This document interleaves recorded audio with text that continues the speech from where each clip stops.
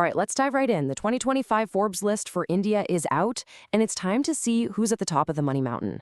The numbers are here, and they tell a really interesting story about who's up, who's holding steady, and maybe even who's down. Okay, I want you to just think about this number for a second. $105 billion. That's, well, it's just an incredible amount of wealth and influence all in one place. So, that giant figure, that's what India's richest person is worth. But with the markets being what they've been this past year, the big question is, who is it? Did the person at the top manage to stay there?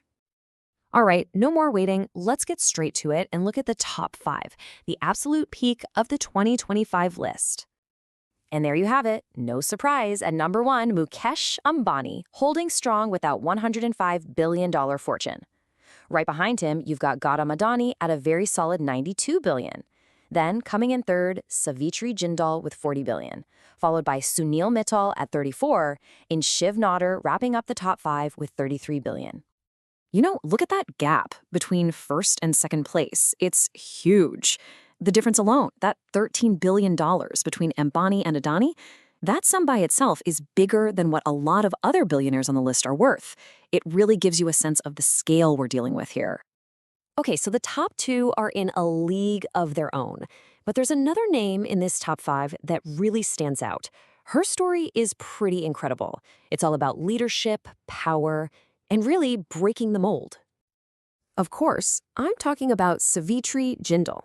Not only did she land that number 3 spot, but she also holds the title of India's richest woman. So she's the chairperson of the O.P. Jindal Group, which is this massive conglomerate in steel, power, you name it. But her power isn't just in business. She's also a politician. And here's the thing that really makes you stop and think. She is the only woman in the top 10. That makes her an incredibly unique and powerful force on this list. Right, let's pull back for a second and look at the bigger picture. Because when you stop looking at just the individuals and add everyone up, this year's list shows us something pretty unexpected. So what if you took the fortunes of all 100 of India's richest people and put them all together? You get this, $1 trillion. It's almost hard to wrap your head around that much wealth in one group. But, and this is the big but, that $1 trillion number, it's actually down from last year. The total wealth of this group has dropped by 9%. So what does that mean? Well, it's something we call total wealth fluctuation.